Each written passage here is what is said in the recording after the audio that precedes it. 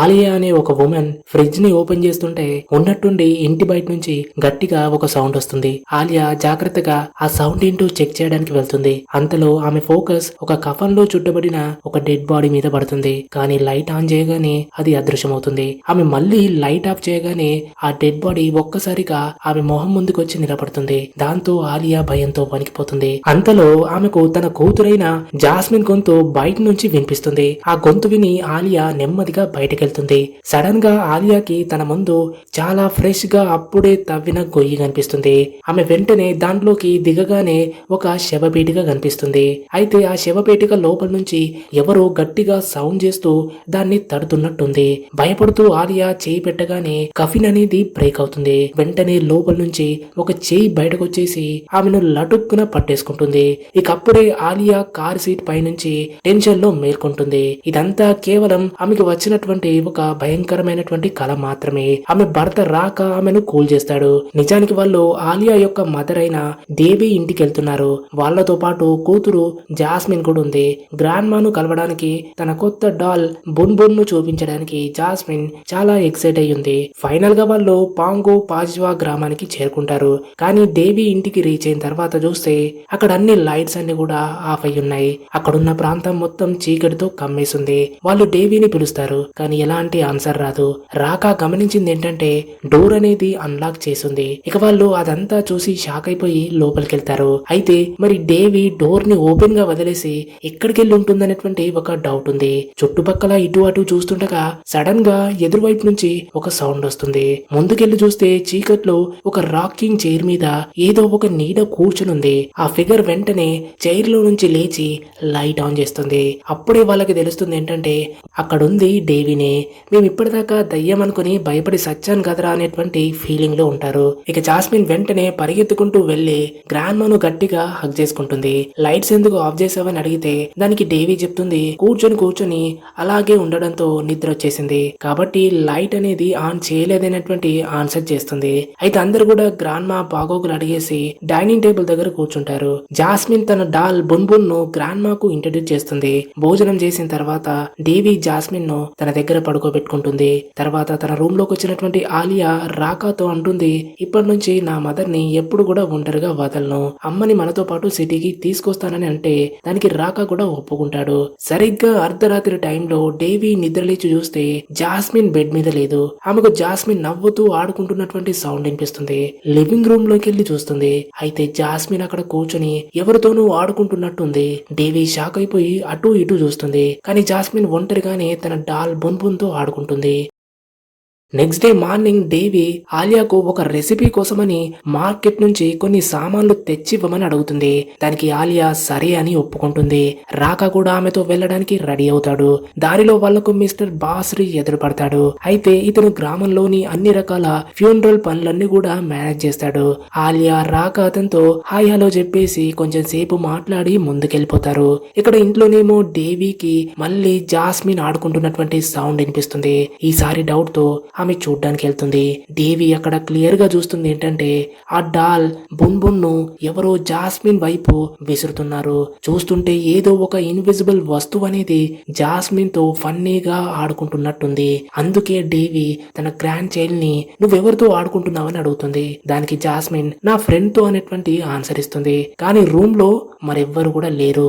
దేవి కనిపిస్తుంది ఏంటంటే బహుశా జాస్మిన్ స్టోరీస్ క్రియేట్ చేస్తుందేమో, ఇదంతా కల్పితమని అనుకుంటుంది. అందుకే తన గ్రాండ్ చైల్డ్ ని కిచెన్ లో ఒక పనిలో పెట్టేస్తుంది. కానీ దేవి కళ్ళల్లో మొహం మీద భయం అనేది క్లియర్ గా కనిపిస్తుంది. మరోవైపు ఆలియా రాక మార్కెట్ కి రీచ్ అయిపోయిన తర్వాత మావర్ షాప్ కి వెళ్తారు. చాలా రోజుల తర్వాత కలుసుకుని ఇద్దరెంతో హ్యాపీ అవుతారు. ఆలియా రాకాను మావర్ కి పరిచయం చేస్తుంది. వస్తువులన్నీ కొనుక్కుంటూ ఉండగా మావర్ కూతురైన నైని అక్కడికి వస్తుంది. మావర్ ఆమెను కూడా ఆలియాకు పరిచయం చేస్తుంది. ఇక రాత్రి డిన్నర్ తర్వాత ఆలియా తన అమ్మతో అంటుంది, మమ్మీ నేను నిన్ను సిటీకి తీసుకెళ్లాలనుకుంటున్నా, నాతో పాటు నువ్వు కూడా వచ్చేస్తే నీ హెల్త్ ని నేను బాగా చూసుకోవచ్చని అంటుంది. కానీ డేవి దానికి నో అని చెప్తూ నేను ఈ గ్రామాన్ని వదిలేసి ఎక్కడికి వెళ్లాలనుకోవడం లేదని రిప్లై ఇస్తుంది. ఆలియా తన అమ్మని ఎంతో నచ్చ చెప్పడానికి ట్రై చేస్తుంది. కానీ డేవి తన నిర్ణయం పైనే స్ట్రాంగ్ గా ఉండి మార్చుకోవడానికి ఇష్టపడదు. నెక్స్ట్ సీన్ లో జాస్మిన్ తన అమ్మతో కూర్చుని చిన్ననాటి ఆల్బమ్ ని చూస్తుంది. ఒక ఫోటోలో ఒక బ్యూటిఫుల్ లేక్ చూసి జాస్మిన్ అక్కడికి వెళ్ళాలని మొండిగా పట్టుబడుతుంది. అందుకే ఆలియా నెక్స్ట్ డే ఆమెను అక్కడికి తీసుకెళ్లడానికి ఒప్పుకుంటుంది. ఇక నెక్స్ట్ డే మార్నింగ్ రాకా దేవి కిచెన్ లో ఉంటారు. జాస్మిన్ రెడీ అవుతుంది. రాకా ఆమెతో అంటాడు లంచ్ స్టార్ట్ కాకముందే తిరిగి వచ్చేసేమని చెప్తాడు.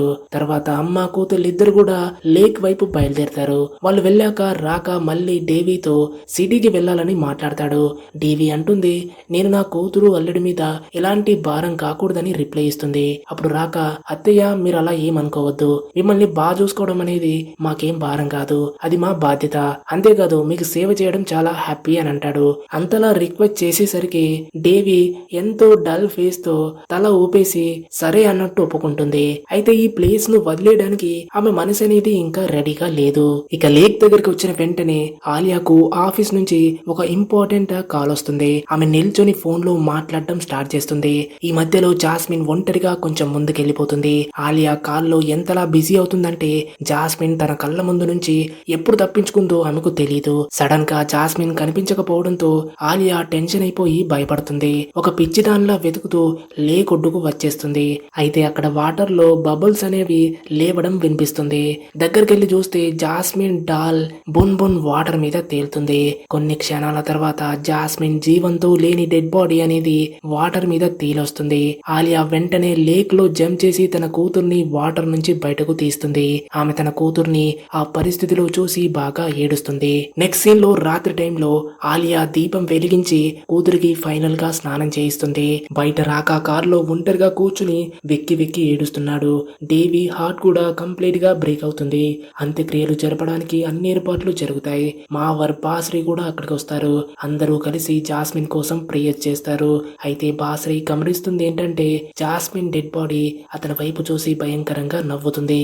కానీ విచిత్రం ఏంటంటే మిగతా వాళ్ళకి ఎవ్వరికి కూడా అలాంటిది కనిపించట్లేదు. అదే టైంలో వెదర్ కూడా బాగా బ్యాడ్ అవుతుంది. ట్రాన్స్పోర్ట్ వెహికల్స్ కూడా ఏం లేవు. అంతేకాదు రాకా కార్ కూడా స్టార్ట్ అవ్వట్లేదు. ఈ పరిస్థితుల్లో జాస్మిన్ డెడ్ బాడీను సిటీకి తీసుకెళ్లడం అనేది ఇంపాసిబుల్ అవుతుంది. ఇక ఎలాంటి దారి కనిపించకపోవడంతో చివరకు వాళ్ళు డేవి ఇంటి వెనకాల ఉన్నటువంటి పెరట్లోని జాస్మిన్ ను పూడ్చిపెడతారు. నెక్స్ట్ డే మార్నింగ్ రాకా ఆలియా జాస్మిన్ సమాధి దగ్గర నిలబడి ఉన్నారు. వాళ్ళు బున్ బున్ డాల్ ను సమాధి దగ్గర పెట్టి గ్రామం వదిలేసి వెళ్లాలని డిసైడ్ అవుతారు. వెళ్లే ముందు డేవితో చివరిసారి గుడ్ బై చెప్పి అక్కడి నుంచి బయలుదేరుతారు. దారిలో వాళ్లకు బాస్రీని మళ్ళీ మీట్ అవుతారు. రాకా అతనికి అన్ని చూసుకున్నందుకు థ్యాంక్స్ చెప్తాడు. బాస్రీ అంటాడు భవిష్యత్తులో మీకు ఎలాంటి అవసరం ఉన్నా తప్పకుండా నాతో చెప్పండి అని అంటాడు. తర్వాత వాళ్ళు గ్రామం వదిలేసి సిటీకి వెళ్లిపోతారు. నెక్స్ట్ సీన్ లో డేవి తన అమ్మతో ఉన్నటువంటి ఒక చిన్ననాటి పాత ఫోటోని చూస్తూ కనిపిస్తుంది. తన అమ్మ చెప్పినటువంటి మాటలు డేవికి ఇప్పటికీ గుర్తొస్తూనే ఉన్నాయి. ఏం జరిగినా సరే నువ్వు మాత్రం ఈ నేలను ఎప్పుడు కూడా వదలద్దు, ఒకవేళ చనిపోతే కూడా ఇక్కడే నువ్వు సమాధి కావాలనేటువంటి మాటలు వినిపిస్తాయి. సడన్ గా అక్కడ డేవి దబ్ దబ్ దబ్ దబ్ అనేటువంటి సౌండ్ విని షాక్ అవుతుంది. అదేంటో భయపడుతూ చూడ్డానికి వెళ్తుంది. కానీ ఆ సౌండ్ అనేది అలానే వస్తూనే ఉంటుంది. అప్పుడు ఆమె ముందుకి ఎంతో పొడవైన ఒక కఫన్ లో చుట్టబడిన డెడ్ బాడీ వస్తుంది. అయితే అది నార్మల్ గా ఉండేటువంటి దానికంటే చాలా ఎక్కువగా పొడవు ఉంటుంది. దాన్ని చూసి డేవి భయంతో అక్కడే ఒక విగ్రహం లాగా స్తంభించిపోతుంది. సీన్ కట్ చేస్తే బాస్రీని చూస్తాం. అతను నైట్ ఎక్కడికో వెళ్తున్నాడు.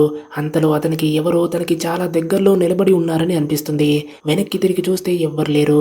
కానీ దబ్ దబ్ అనే సౌండ్ వినేసి మళ్ళీ చూస్తే ఆ డెడ్ బాడీ అతని ఫేస్ ముందు వచ్చేసి నిలబడి ఉంది. భయంతో అతను వెంటనే ప్రేయర్ చేస్తాడు. సీన్ కట్ చేస్తే సిటీలో ఉన్న ఇంట్లో రాకా జాస్మిన్ ఫోటోను తన గుండెల మీద పట్టుకుని ఏడుస్తూ ఉన్నాడు. అప్పుడు ఆలియా ఫోన్ కి ఒక కాల్ వస్తుంది. రాకా కోపంలో అంటాడు మీరే కదా కలిసి తీసుకెళ్లారు, కూతురు కంటే నీకు ఫోన్ ఎక్కువ ఇంపార్టెంటా అని తన బాధని ఎక్స్ప్రెస్ చేస్తాడు. అతను ఇండైరెక్ట్ గా ఆలియాని జాస్మిన్ చనిపోవడానికి కారణమని చెప్తూ ఆమెను ఒక సెల్ఫిష్ అంటూ నువ్వు ఒక తల్లిగా ఫెయిల్ అయ్యావని అంటాడు. ఈ మాటలు విని ఆలియా కళ్ళు మొత్తం కన్నీళ్లతో నిండిపోయి అలాగే నిలబడి ఉంటుంది. అదే టైంలో ఆలియా ఫోన్ కి డేవి నుంచి ఒక మెసేజ్ వస్తుంది. అందులో ఉన్నటువంటి మెసేజ్ అనేది ఈ విధంగా రాసుంటుంది. ఆలియా జాస్మిన్ కోసం ఎప్పుడూ ప్రేయర్ చేయి, నా మనసు ఏదో చెడు జరగబోతుంది అనేటువంటి మెసేజ్ రాసుంది. తర్వాత డేవి బాస్రీ మాట్లాడుతూ కనిపిస్తారు.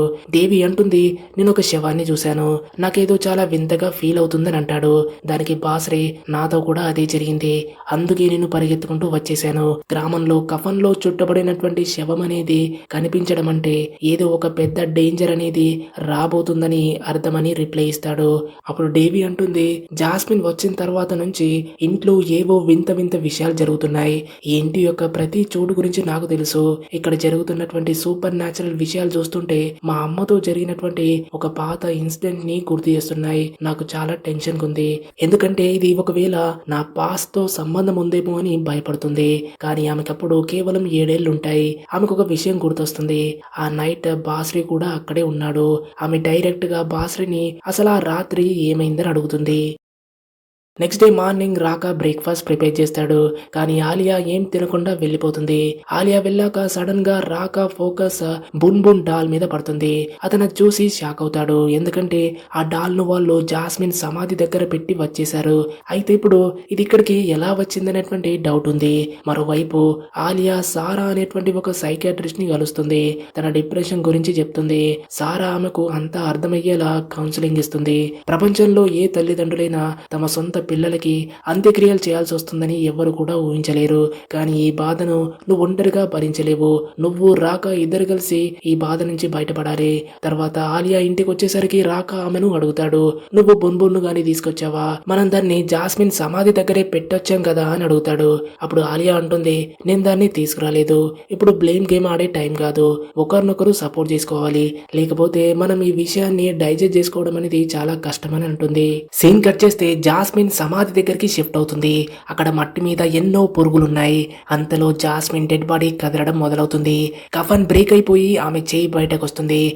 చూస్తుండగానే ఆమె సమాధి నుంచి పూర్తిగా బయటకు వచ్చేస్తుంది. తర్వాత గ్రామంలో ఒక గర్భిణీ స్త్రీని చూపిస్తారు. ఆమెకి డెలివరీ టైం అనేది వచ్చేసింది. ఆమె భర్త ఒక ఆయాని తీసుకురావడానికి బయటకెళ్తాడు. అతను వెళ్ళగానే ఆ స్త్రీకి ఇంటి లోపల కొన్ని వింత సౌండ్స్ వినిపిస్తాయి. ఆ సౌండ్స్ విని ఆమె భయపడుతుంది. అంతలో జాస్మిన్ గోస్ట్ ఆమె ముందుకొస్తుంది. ఆమె పొట్ట మీద గట్టిగా ప్రెషర్ పెట్టేసి బాగా ఇంజూరీ చేస్తుంది. బాధతో ఆ స్త్రీ అరవడం మొదలెడుతుంది. కానీ ఆమె ఎక్కడికి తప్పించుకోలేదు. అయితే ఈ దయ్యం అనేది ఆ స్త్రీతో పాటు ఆమె కడుపులో పెరుగుతున్నటువంటి బేబీని కూడా చంపేస్తుంది. మరోవైపు ఆలియా బాత్రూమ్ లో ఎంతో దీర్ఘమైనటువంటి ఆలోచనలో కనిపిస్తుంది. ఆమె ఫేస్ కడుక్కోవడానికి వంగుతుంది. అప్పుడు సడన్ గా తనను తాను ఆ లేక్ ఒడ్డున చూసుకుంటుంది. అదే జాస్మిన్ మునిగిన ప్లేస్ దగ్గర చూసుకుంటుంది. ఆమెకు అక్కడ జాస్మిన్ హెల్ప్ కోసం అరుస్తున్నటువంటి గొంతు వినిపిస్తుంది. అప్పుడు వాటర్ నుంచి జాస్మిన్ గోస్ట్ అనేది బయటకు వచ్చేసి ఆలియాను లాక్కొని లేక్ లోపలికి తీసుకెళ్తుంది. ఆలియా వెంటనే బెడ్ మీద లేచి కూర్చుంటుంది. ఆమె బాడీ ఇప్పుడు కంప్లీట్ గా తడిసిపోయి ఉంది. దాన్ని చూసి రాకా షాక్ అయిపోయి ఏమైందని అడుగుతాడు. ఆలియా చెప్తుంది, నేను కలలో జాస్మిన్ హెల్ప్ అడుగుతున్నట్టు చూశాను. మనం ఇప్పుడే గ్రామంలో ఉన్నటువంటి జాస్మిన్ సమాధి దగ్గరకు వెళ్ళాలని అంటుంది. అప్పుడు రాకా తన వైఫ్ కి నచ్చజెప్తూ జాస్మిన్ ఇప్పటికీ చనిపోయిందని అంటాడు. కానీ ఆలియా దానికి ప్రూఫ్ గా తన తడిసిన బాడీని చూపిస్తూ బున్బున్ని ఇక్కడికి ఎవరు తీసుకొచ్చారు? ఇదంతా చూస్తుంటే జాస్మిన్ మనకు ఒక సిగ్నల్ ఇస్తుందని అనిపిస్తుంది. నువ్వు నాతో రాకపోతే నేను ఒంటరిగానే వెళ్తానని పట్టుబడుతుంది. ఇక చేసేదేం లేక వాళ్ళు గ్రామం వైపు వెళ్తూ కనిపిస్తారు. గ్రామంలోకి ఎంటర్ అవ్వగానే కొందరు వ్యక్తులు ఒక డెడ్ బాడీకి అంత్యక్రియలు చేయడానికి తీసుకెళ్తున్నారు. వాళ్ళు దేవి ఇంటికి చేరుకుని వెనకాల ఉన్నటువంటి సమాధి దగ్గరికి వెళ్తారు. కానీ అక్కడ ఉన్నటువంటి సీన్ చూసి వాళ్ళ హృదయాలు అనేవి ఒక్కసారిగా ఆగిపోతాయి. ఎందుకంటే జాస్మిన్ సమాధి ఓపెన్ చేసి ఉంది. లోపల డెడ్ బాడీ లేదు. వాళ్ళు పరిగెత్తుకుంటూ దేవి దగ్గరికి వెళ్తారు. దేవి ఏడుస్తూ ఆ కర్స్ అనేది నిజమేనని యాక్సెప్ట్ చేసి ఒక విషయం చెప్తూ ఉంటుంది. కొన్ని సంవత్సరాల క్రితం ఒక రాత్రి గ్రామస్తులు మన ఇంటి మీద అటాక్ చేశారు. గ్రామస్తులంతా మా అమ్మ తరచుగా బ్లాక్ మ్యాజిక్ చేసి పిల్లలకు హాని చేస్తుందన్నటువంటి నింద వేశారు. నాకప్పుడు కేవలం 7 ఏళ్లు మాత్రమే. ఇక గ్రామస్తులు ఇంటిని కాల్ చేస్తామని బెదిరించారు. అయినా మా అమ్మకి ఏం తెలీదు. నాకిప్పటికీ గుర్తుంది. మా అమ్మ నన్ను లోపల దాక్కోమని చెప్పేసి ఒంటరిగానే గ్రామస్తుల ముందు నిల్చుంది. అక్కడున్నటువంటి ఒక వ్యక్తి తన ఒడిలో ఉన్నటువంటి బేబీని చూపిస్తూ దేవి అమ్మ ఆ బేబీపై చేతబడి చేశారనేటువంటి నింద వేస్తాడు. దీంతో ఆ గ్రామస్తులు మా అమ్మని చంపేయాలని అరిచేశారు. ఎందుకంటే భవిష్యత్తులో మా అమ్మ ఆ ప్రజల యొక్క వంశానికి ఎలాంటి హాని చేయకుండా చంపేయాలని చూశారు. దానికి ఆన్సర్ గా మా అమ్మ ఒక కత్తి తీసి ఇక్కడ చేసి అన్ని ఆరోపణలు కూడా పచ్చబద్దాలు. నేను బ్లాక్ మ్యాజిషియన్ కాదు. మీరు బహుశా నన్ను ఇప్పుడు చంపేస్తారేమో గాని నా వంశాన్ని ఎప్పటికీ నాశనం చేయలేరు. ఎందుకంటే నా వంశంలో ఎవరైనా సరే ఈ మట్టిలో కనుక పూడ్చిపెట్టబడితే ఆ శరీరం అనేది కుళ్ళిపోతూ మీరిప్పుడు చేస్తున్నటువంటి ఈ అన్యాయానికి ప్రతీకారం తీర్చుకోవడానికి మళ్ళీ మళ్ళీ సమాధి నుంచి లేచి తిరిగి వస్తారు. నన్ను ఇంతలా వేధిస్తున్నటువంటి ఈ గ్రామానికి ఇదే నేను ఇచ్చే శాపమని చెప్పేసి దేవి అమ్మ అందరి ముందు సూసైడ్ చేసుకుంటుంది. అక్కడే చిన్న పిల్లోడైనటువంటి బాసురి కూడా అంతా నిలబడి చూస్తూ ఉంటాడు. ఇక ప్రజెంట్ లో దేవి అంటుంది, ఏమని భయపడ్డామో ఇప్పుడు అదే జరిగింది. జాస్మిన్ సమాధి నుంచి లేచింది, కానీ ఇప్పుడు మనకు ఆ డెడ్ బాడీ ఎక్కడుందో తెలియదని అంటుంది. అప్పుడు ఆలియా ఇప్పుడు మనం ఏం చేయాలని అడిగితే అప్పుడు బాసురి అక్కడికి వచ్చి దీనికి ఒకటి మార్గం ఉంది.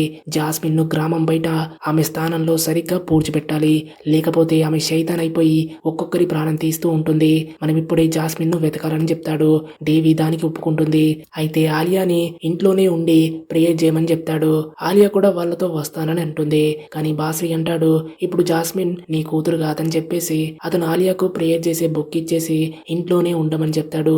ఇక వాళ్ళు బయలుదేరుతారు. సీన్ కట్ చేస్తే మావర్ షాప్ క్లోజ్ చేసేటప్పుడు ఆమెకు తన కూతురు నైని గొంతు వినిపిస్తుంది. ఆమె పరిగెత్తుకుంటూ లోపలికి వెళ్తుంది.